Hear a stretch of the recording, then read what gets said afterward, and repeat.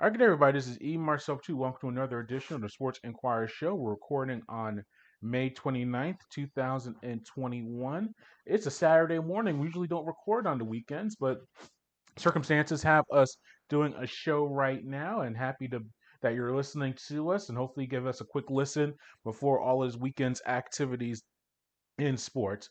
Today's broadcast, we will go over Atlanta United's upcoming match against Nashville SC, and we'll also recap the past few days in the NBA playoffs. So, a pretty straightforward show for us today. As always, if you want to follow everything that we're doing, head to the mothership, the sportsinquirer.net, premier site for news and notes in the world of sports. You can also go to our social media platforms on Twitter, Instagram, and Facebook under Sports Inquirer. Just give us a quick listen on there or watch us. Or, yeah, you can do some watching. We do some videos once in a while, but really just follow everything that we're doing with those platforms because with the NBA playoffs going on and Atlanta United taking place later today, I've been starting to live tweet these matches in contest. I enjoy them, get some good interaction with some folks, and that's been a really awesome way to watch the games and matches and have everything going on. You can also go to our audio and video content providers such as YouTube, SoundCloud, Spotify, Google Podcasts, iTunes, and others. Just do a search for us, and you will find everything that we are doing. Yeah, let's start with the original free kick and preview today's contest between Atlanta United and Nashville SC. Atlanta sits in fifth place in the Eastern Conference standings and coming off of a 1-1 draw at Seattle on May 23rd. Joseph Martinez scored a penalty kick in the 86th minute for his second goal of the season, 17th time in his career that he has converted on a penalty kick in his MLS career, anyway. Here's Brad Guzan on the importance of earning that draw. 100%. And we pushed and we probed, and we fully deserved at least a point today. Our work rate was phenomenal. It was never going to be an easy game. Seattle's obviously a very good team. To travel out here, a few knocks that we have within the group, to show the resilience, to keep fighting, and ultimately earn the penalty. Fantastic. And Atlanta owns a 2-1-0 record against Nashville. They won their lone home contest and are 1-1, a split on the road against Nashville. It's the first of three meetings between the teams this season. Remember, a little bit of reconfiguration in Major League Soccer. Atlanta is now in the Eastern Conference, and they're going to be with Atlanta three times. Originally, I think Nashville was in the Western Conference, but it's good up there in the East. We always talk about the Nashville and Orlando rivalry, which is expected because at Georgia, Florida, they share the border, and it's turned into a nice little rivalry for both teams. Nashville should be a natural rival for Atlanta as well. Similar deal, bordering states between Nashville and between Georgia and Tennessee. And Nashville's actually closer than Orlando is. I can say this firsthand. I went to college in Nashville. It's about hour and a half shorter drive or distance than going to Orlando, maybe even more, depending on all things in the world. But I think that it makes for a nice natural rivalry. Both teams can go to each other's locations pretty easily. So I'm looking forward to hopefully that developing. But we'll see what the developments going on in Major League Soccer. Atlanta leads the MLS in possession through six matches at 60.71%, and the passing accuracy is second in the league at 81.2%. 81.02% actually.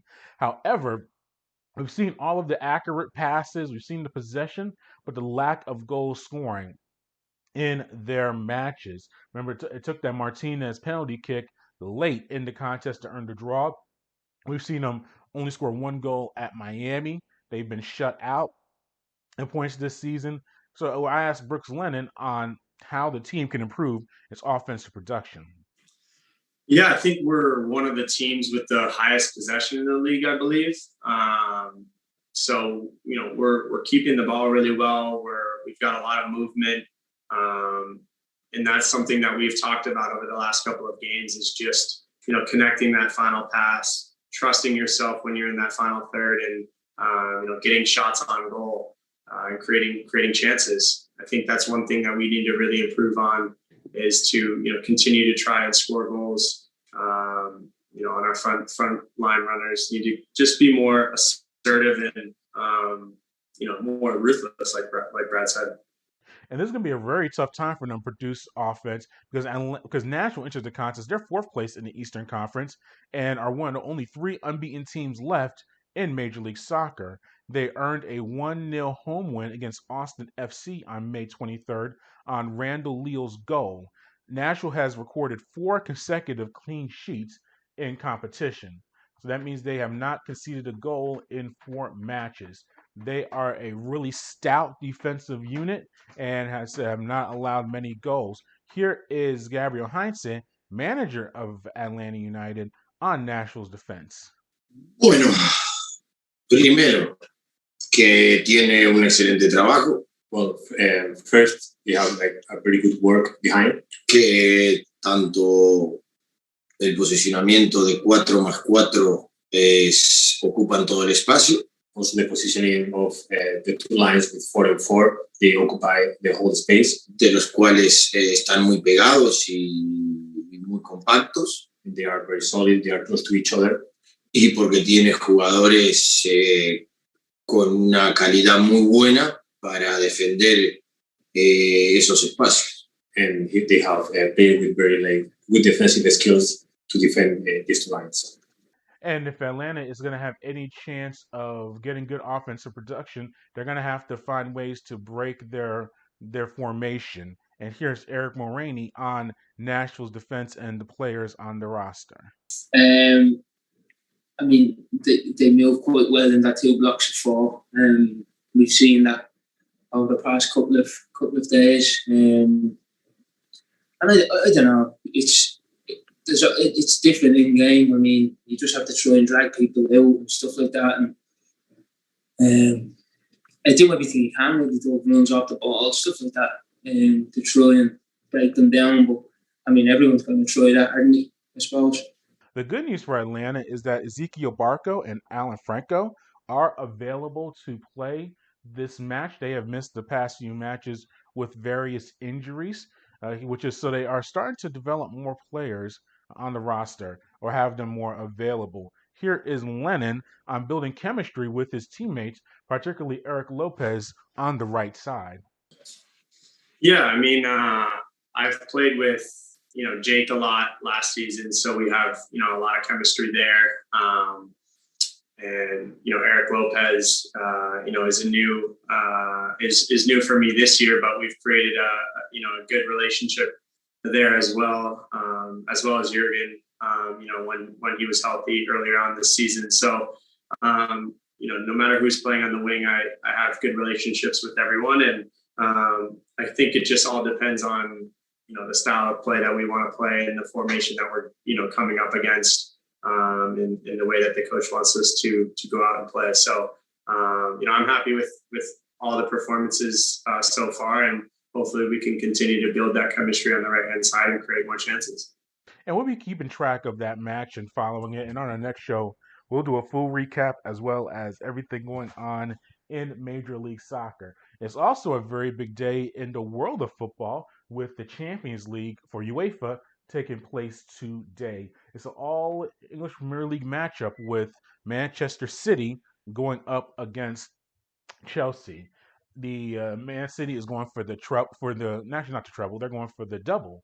They won the domestic. They won the EPL this year, in essence, the regular season, and are looking to go there. Chelsea is looking, and they're going for their first They're going for their first Champions League title in franchise history, and they have been arguably the top club team, or one of the top 3 or 4 club teams over the past 5-6 years. Obviously, you have your Liverpools, you have your Bayern Munich, Real Madrid, the usual suspects, Juventus, Barcelona. But Man City, to put themselves in those categories, all those other teams have won Champions Leagues within the past decade or so. So they have to put themselves in that category, and especially they spend like it. They have an elite roster, an all-time head coach or manager in Pep Guardiola. For them to make that next step, they have to win this championship. On the other side is Chelsea. They've won a Champions League before. Very odd year for them because they started the season with Frank Lampard as manager. He was dismissed. They have a new manager, and they finished in the Champions League and they finished in the top four. So they'll be in the Champions League next year.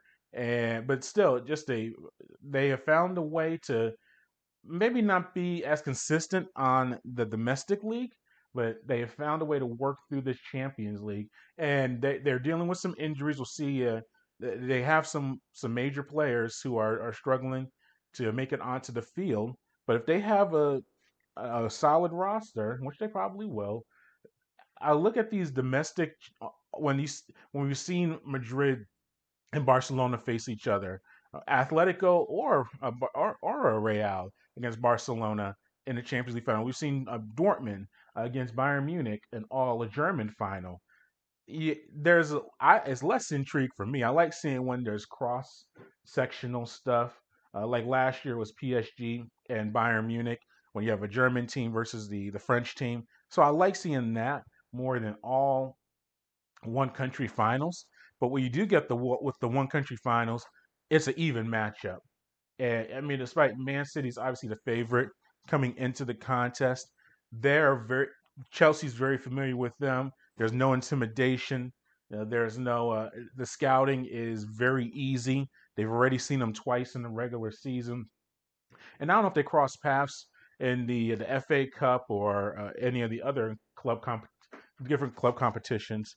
But the reality is that it should be a very even matchup. I'm going to go with Man City to win the match because I think they're just a better team overall. They've been a better team all year. But Chelsea has been feisty, and they have been finding a way to be very competitive throughout the entire year, at least in the Champions League competition. But looking very forward to that contest and checking it out. Let's move on to the NBA and the playoffs that are taking place. 3 games took place last night. Quick thoughts, quick hitters on each of them. Brooklyn's going to win. I think they're going to win the Eastern Conference, and they're going to win their series against the Celtics. But they have to be very careful with these type of they lost to the Celtics last night, 125 to 119. Jayson Tatum, 50 points, elite performance for him. I think he is the third youngest player to have 50 points no, he may be the youngest to have 50 points in a playoff game. I think he beat out Rick Barry and Michael Jordan just by a few months. I think they're each of them were 23 when he got to 50 points in a postseason contest. And remember, he had 50 points in the playing game as well against Washington. So it's not and that should count as a playoff game. We've talked about that before. If you're playing for a spot in the postseason, it's an elimination game in essence. That should count towards the postseason. So Tatum should have 250 points performances in the postseason, in my opinion. But that's the way the rules are. Those playing games count as they're not even regular season games; they're just playing games. But still, very big performance for him. Getting to 50 points. Kevin Durant, 39 points, 9 rebounds for Brooklyn. James Harden, 41 points, 7 rebounds as well. Kyrie Irving, 16 points and 6 rebounds. And that's not the worst night in the world, but I think he psyched himself out in this contest. Remember, he came into the contest being worried about the Boston fans and potentially being insulted racially and being in a racially charged crowd and everything like that. And the wild part is, I think there are only 5,000 fans in the stands because every state's different. And we've seen New York; they had almost a full house against the Hawks in this round. Interestingly enough, if the Knicks do advance to the next round, only fully vaccinated people will be able to attend those contests. But every state is different with the capacities and everything like that. On Sunday, which would be Game 4, it should be full capacity, at least a full capacity availability. So if Kyrie thought he was dealing with some angry fans before, that was like half the stadium full. Now it's gonna be full stadium. And we went over on the last show where he may have had some legitimate points and things like that, but I think we'll keep it to on the court. I think he psyched himself out. He was so concerned about what the crowd's going to do and all the reaction. He had a I don't want to say a bad game, but not up to his standards. Now you can say that Durant and Harden were really going, and Joe Harris missing think only had 2 out of 8 3-pointers. He had a rough shooting night, so it's not like they were really bad. But and Kyrie, he's weird because he'll find a way to rebound and have 40 in his next game. He's just that type of player. But I think it brings a bigger point to it. Brooklyn, they really should have won this game because now they're going to have to play more contests. You gave Boston confidence. They're probably going to win another game in this series. So now instead of sweeping this team, like you're seeing Milwaukee going to try to do to Miami, and seeing what Philadelphia is going to try to do to Washington and win these series quick and get some rest as you roll through the postseason, they're going to have to play an extra game or two because they are allowing the Celtics to hang around. And that's the last thing you want to do in the postseason. You want to win these series as quickly as you can. But I mean, respect to Boston. I mean, 50 points from Tatum is a tremendous effort. Marcus Smart, 23 points, hit several 3-pointers. Tristan Thompson, 19 points, 13 rebounds. Solid double-double for him in the starting lineup. That was a big performance for Thompson. But I still think Brooklyn wins this series and keeps it moving. Obviously, we're in Atlanta, and the Hawks are based here in Atlanta. Very good night. And this series is a tough one for me in a way because I did grow up a Knicks fan, born and raised in New York City. Very proud of it. I used to like the Knicks, the Patrick Ewing era, especially in the '90s, all that stuff. And everything that's going on. So it's good to see the Knicks make themselves relevant again. My fandom's died down for several reasons. One, I moved away from New York in 1999, and I haven't lived there consistently since. So that's why my fandom is not as much as it is. And also, when you become a sports media professional, your fandom does kind of die down. Now, I still have. It's weird because in college, it's interesting. It's pockets of fandom that are still really strong. I support my colleges, Vanderbilt and Belmont. I still have much love for those teams, but also one is my undergraduate school, so you have a lot of emotional connection there. And then Belmont, I work there, and I still know some of the people there. So there's a lot of connection there with those universities or those schools when they're competing. So I have fandom for them. I mean, I like the Mets and things like that. But then I like the Hawks as well. We cover the Hawks. We know the staff that works there. A lot of friends and associates are Hawks fans. So when the Hawks win, everyone's happy, and I like seeing people I know happy. So this is a tough series. I'm flipping back and forth. I did pick the Knicks in 6 for analytical purposes, and I think that's probably not going to happen. And the Knicks will still win the series, but I think that we're seeing right now when I said before the series was the Hawks had the better overall roster, but the Knicks play better defense and have the best player in the series. I still think the Hawks have the better overall roster, and I still think the Knicks play solid defense, but Trae Young has been the best player in the series, and that's been the biggest factor in it overall. And he had a big night last night, 21 points, 14 assists. Now you look at the score, the points, and that's you say, oh, he's been averaging around 30, and so he didn't score as much. The 14 assists. I like Trae Young more when I know people like seeing the logo 3-pointers from long distances, and that's exciting, and he's a tremendous shooter. But I think he's at his best, and the Hawks are at their best when he's distributing the ball. And you saw him get to the lane many times, able to throw lobs, the different guys, including Clint Capella. They've been doing that lob all year. Even to Collins as well. Collins had a bounce back game, 14 points and 6 rebounds after going scoreless in game 2 of the series. So that was good to see. DeAndre Hunter, you see that he's finally healthy. He's had an injury-filled season, but he is healthy, showing some strong two-way play. 11 points, five rebounds. But I think the Hawks defensively, that's where they have been very, very strong. And limiting Randle. Randle had 14 points and 11 rebounds, so he did get a double double. And I know Derrick Rose had 30 points, and that's nice. That's good for Rose. A really good comeback story for him, being reunited with Thibodeau. But if Randle's not going completely, that's not a very good situation for the Knicks. And you got some of that is him. He's not shot the ball well. He's not played very well. But also, the Hawks' defense has been very, very good. Because if you watch the Hawks like I do, and I've saw all their games at various points of the year, some games completely, some here and there, the offense has always been there. They can score points. I mean, you have guys on the floor outside of Capella. Every one of those guys can hit a 3-pointer and can hit an open shot. Hunter, Collins, Bogey, Bogdanovich, Trae Young, obviously Gallinari. Look at their bench: Gallinari, Kevin Herter, Lou Williams.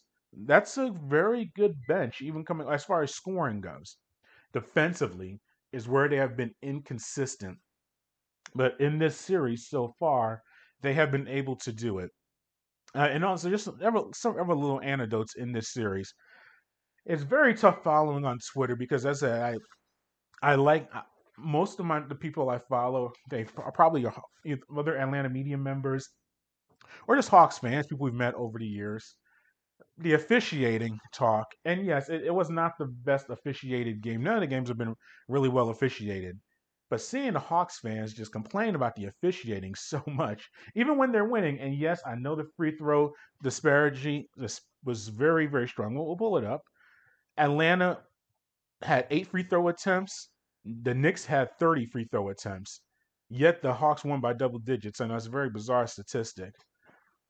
But so the free that is a lot, 30 to 8.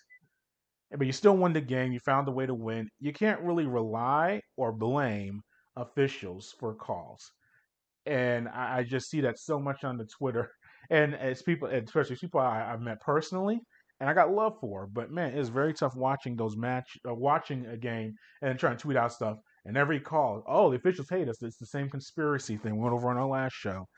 The NBA doesn't hate the Hawks. They actually would like to see the Hawks win. That means obviously the Knicks are a big market. The Knicks are, I don't want to call them marquee franchise because I don't think they won enough to be considered marquee, but they are a very recognizable name. But I don't think that if the Hawks win the series, that's the worst thing in the world. The Hawks have a superstar, a potential superstar, whatever you want to say, in Trae Young, a marketable guy. Atlanta is a top 10 media market, so there's plenty of eyeballs in Atlanta. Now, compared to New York, it's a smaller market, yes, but every market is smaller than New York. So I think that I have been it's very interesting trying to watch these games, while also live tweeting. But we'll see what happens as that series rolls on. Very big win by the Clippers last night over the Mavericks. Defensively, I still think they have some issues, but I think what they did in the end, and Doncic, 44 points, 9 rebounds, 9 assists. He had the first, I think, 8 points of the game. He led the Clippers 8-0 to start the contest. But I think when you saw Doncic the floor, the Clippers really struggled. I mean, the Mavericks really struggled to get their offense going. I look at the numbers. Yeah, Kawhi Leonard, 36 points, 8 rebounds. Paul George, 29 points, 7 rebounds. Very smart move getting Patrick Beverley out of the starting lineup. They started Reggie Jackson. He had 16 points in 34 minutes of play. Marcus Morris, 15 points, hit his 3-pointers. So that was good for them. But I think overall, it's one of those deals where I still think I picked the Clippers to win the series. So if the Clippers come back and win this down 0-2, I mean, that would not surprise me. I think Dallas ultimately will win the series because I don't trust even defensively. I look at the numbers. The Mavs still shot 44% from the field, hit 51% of their 3-pointers. They were 20 of 39 from three. I mean, and they lost the game. If they keep that up throughout the series, they're going to win the majority of those games, especially being up one game in the series. Now, we know the Mavs don't play defense too well. When we look at the Clippers, they had shot 57% from the field, hit 13 3-pointers. So that's where that was the big difference, in the contest. I still think the Mavs I think they still win the series, but the Clippers have made it interesting. And that's really all you want to see. You don't want to see sweeps in the first round, or really in any round. You want to see game fives, game six, a game seven. You want that drama. And I think this series, I thought going into the playoffs, the only series that had 7 game potential was the Hawks and the Knicks, and I still think that has 7 game potential. But I think this series can have that level as well, the Mavs and the Clippers. Because that's very interesting to see how that series develops. And we get 3 games today.